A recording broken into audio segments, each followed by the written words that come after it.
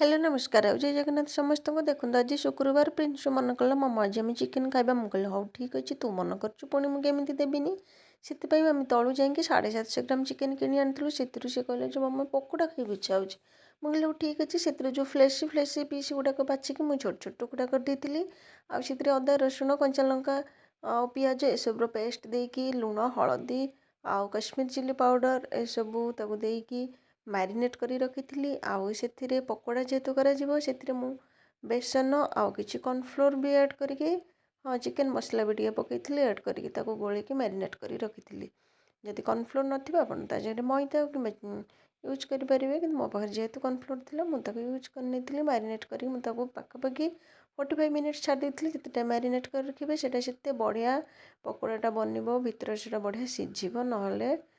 ଏତେ ଭଲ ହେବନି ତେଣୁ ମ୍ୟାରିନେଟ୍ କରି ଟିକେ ଅଧିକ ଟାଇମ୍ ରଖିବାକୁ ପଡ଼ିବ ଆଉ ବାକି ଚିକେନ୍କୁ ଆମେ ଗ୍ରେଭି କରିକି ଖାଇ ନେଇଥିଲୁ ତା ସହିତ ରୁଟି ଖାଇ ନେଇଥିଲୁ ୟାକୁ ଖାଇବାରେ ସାଙ୍ଗେ ସାଙ୍ଗେ ଖାଇ ନଥିଲୁ କିଛି ଟାଇମ୍ ଗ୍ୟାପ୍ ଦେଇଥିଲୁ ଏତେ ଜଲ୍ଦି ଖାଇଲେ କ'ଣ ହଜମ ହେବ ସେଥିପାଇଁ ଆମେ ୟାକୁ ଟିକେ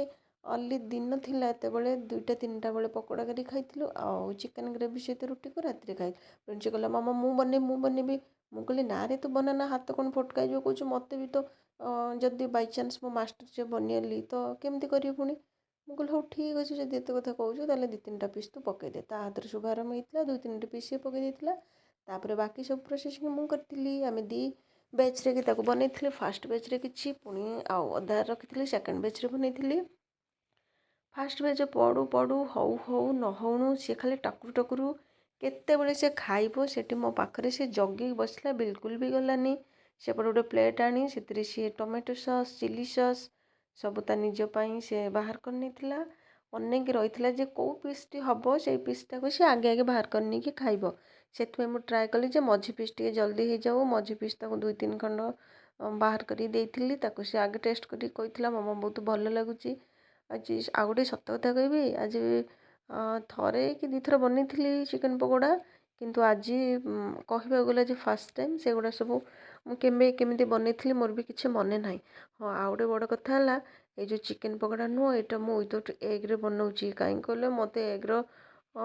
ଏମିତି ତ ଏଗ୍ ଖାଇବାକୁ ପସନ୍ଦ କିନ୍ତୁ ଚିକେନ୍ ପକୋଡ଼ାରେ ସେ ଯେଉଁ ଏଗ୍ ଖାଇବାକୁ ମୋତେ ବିଲକୁଲ ପସନ୍ଦ ନୁହଁ ମୋତେ କ'ଣ ପାଇଁ କେଜାଣି ଭଲ ଲାଗେନି ଟିକେ ଆଇଁଷା ଲାଗେ ଆଉ ପ୍ରିନ୍ସୁ ଖାଇ କହୁଛି ବା ମମ୍ମି ବଢ଼ିଆ ହେଇଛି ଏବେ ସବୁବେଳେ ଚିକେନ୍ ଆଣିଲେ ତୁ ମୋତେ ଏମିତି ଚିକେନ୍ ପକୋଡ଼ା ଅଧା ଚିକେନ୍ରେ ବନେଇକି ଦେଇଦେବୁ ମୁଁ କହିଲି ହଉ ହେଲା ଯାହା କହୁଛୁ ସେଇ ଅନୁସାରେ କରିବା ସେପଟେ ଦେଖନ୍ତୁ ଫାର୍ଷ୍ଟ ବ୍ୟାଚ୍ରୁ 3 ପିସ୍ ତ ବାହାର କରିଦେଇଥିଲି ଆଉ ବାକି ଏତିକି ଅଛି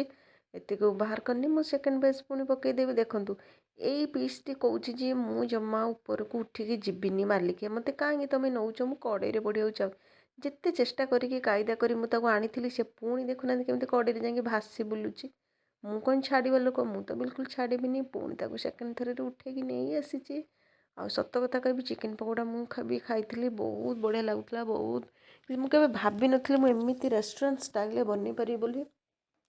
ବହୁତ ଟେଷ୍ଟି ଭିତରୁ ବଢ଼ିଆ ସିଝିଥିଲା ଆଉ ବହୁତ ବଢ଼ିଆ ହେଇଥିଲା ମୋତେ ତ ଖାଇକି ଏକଦମ ମଜା ଆସିଗଲା ଶୀତ ଦିନ ଏଇ ଯେଉଁ ଲଘୁଚାପ ପାଗରେ କି ପୁରା ଏକଦମ ମଜା ନେଇଥିଲୁ ଆମେ ମା ପୁଅ ଚିକେନ୍ ପକୋଡ଼ା ଖାଇକି ବହୁତ ଖୁସି ହେଇଯାଇଥିଲି।